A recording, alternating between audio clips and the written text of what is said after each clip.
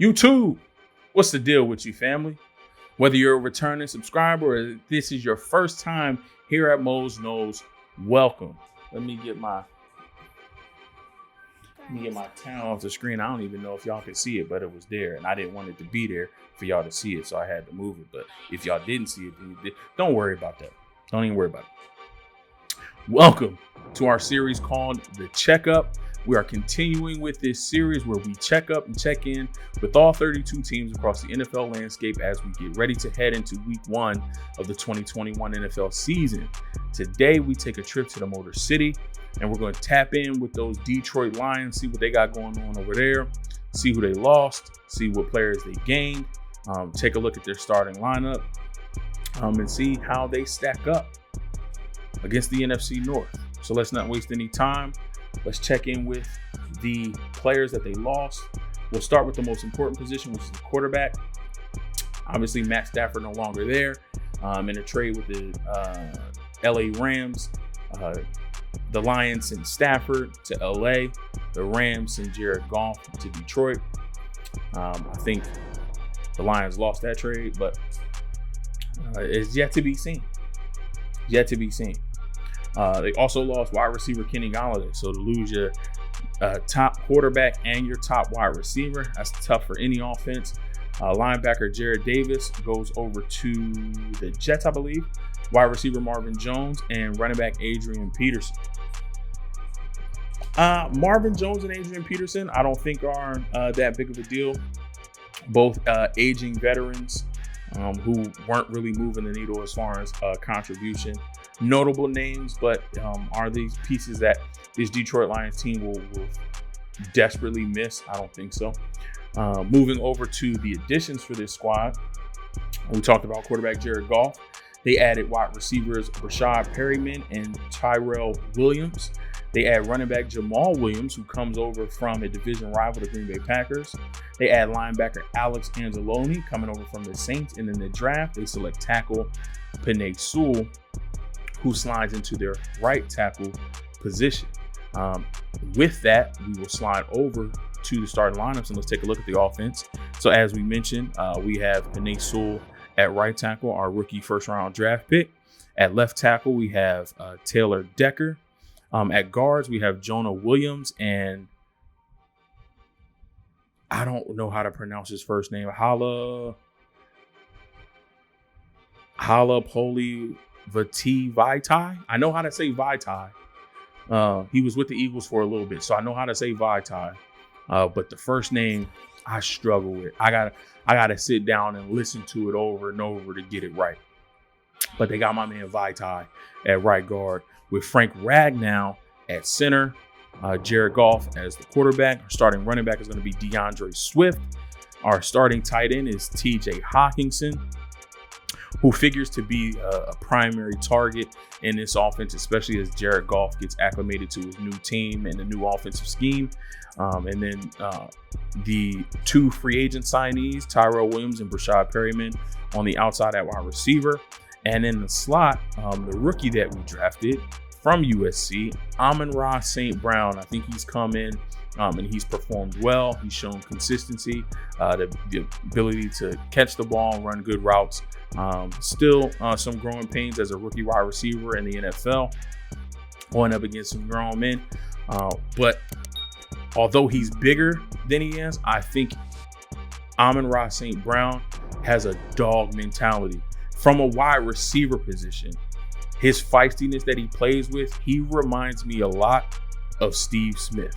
Now, I'm not saying he's going to be the same type of player. I'm not saying he's going to give you Steve Smith production in his rookie year. What I am saying is the mentality is there.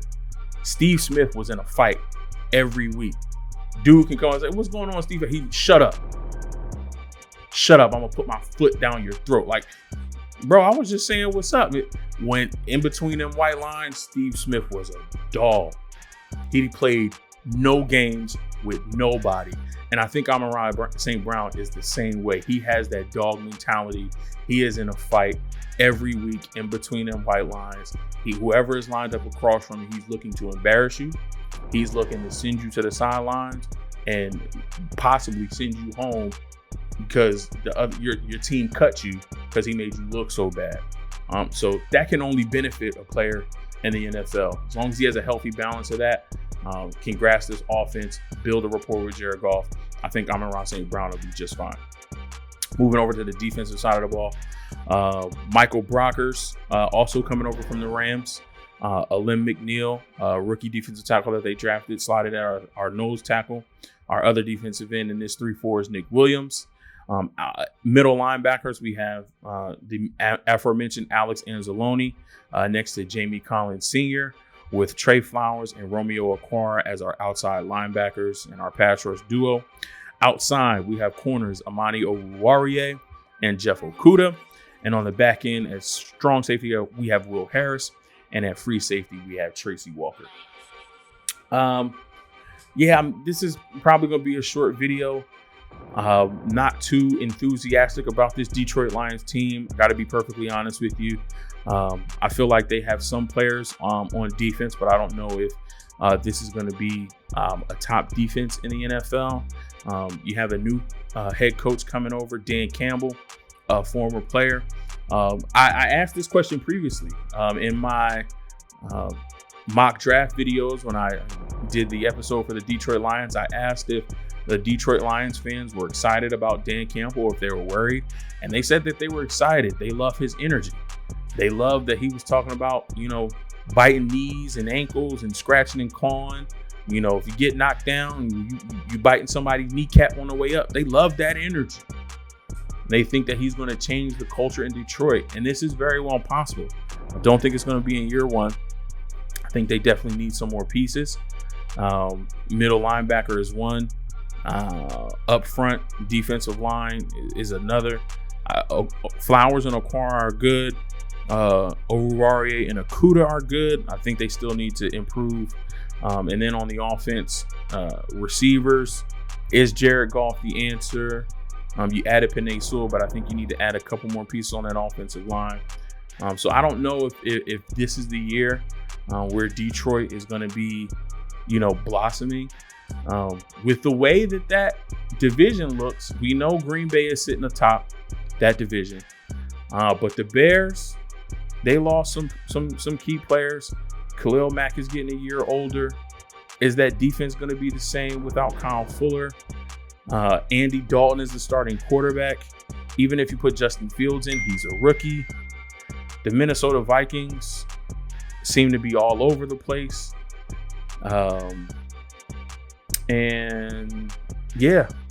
So Detroit has a chance maybe to end up second in this division, but I don't see it. I don't see it.